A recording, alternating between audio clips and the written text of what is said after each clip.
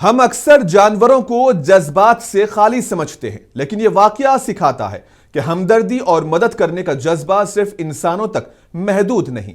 आमतौर पर कौवा, जिसे मनफी अलामत, चालाक, खुदगर्ज या बदशगुन समझा जाता है, लेकिन यहां वही कौवा हीरो बन गया है। यह हमें सिखाता है कि किसी के बारे में राय कायम करने से पहले उसके अमल को देखना जरूरी है।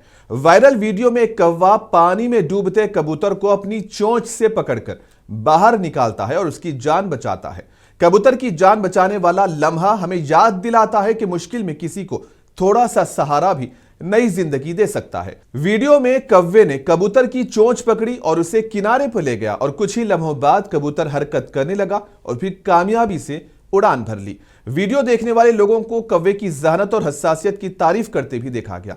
क्या आपको भी यह खबर दिल को छू गई है? तो कमेंट्स में जरूर बताएं कि कौवे का यह अमल आपको कैसे लगा।